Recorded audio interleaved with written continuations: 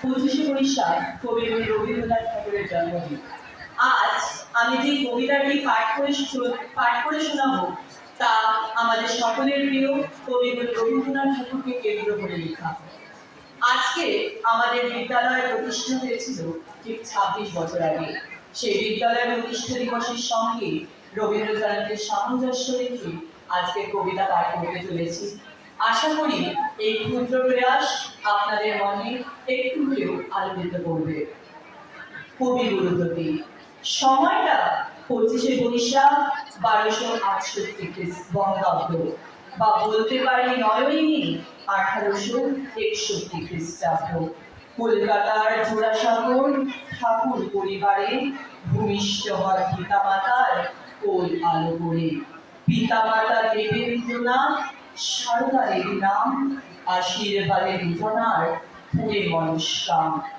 বড় হয়ে ছোট্ট রবি ওরিয়েন্টাল স্কুলে ভর্তি হলেন ছাত্ররূপে এক নর্মাল স্কুলে।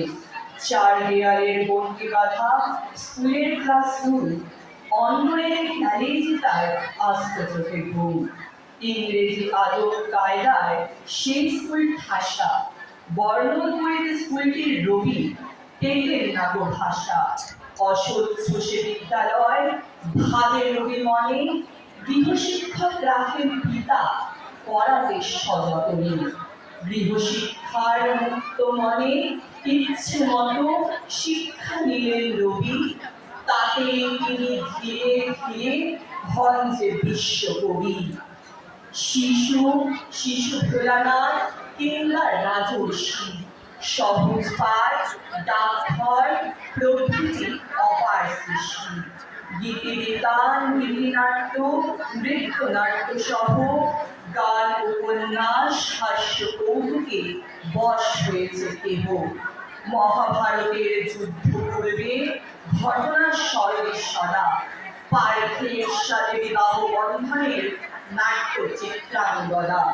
দীর্ঘ জীবনের অমর কীর্তিতে আলোড়িত শিশু কিশোর মন, বীর পুরুষের নাটক দ্বারা আকৃষ্ট সবে হন। 1320 বঙ্গাব্দে গীতাঞ্জলির ইংরেজি অনুবাদ করেন। সং অফ প্রেজ নামটি দিয়ে নোবেল বিজয়ী হলেন।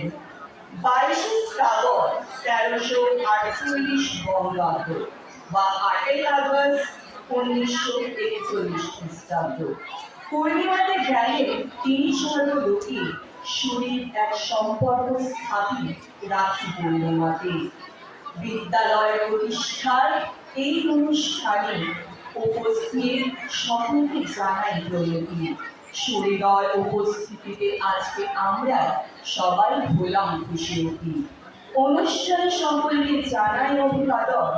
আমার তরফে সকলকে জানাই সুস্বাগতম, সুস্বাগতম, সুস্বাগতম। নমস্কার।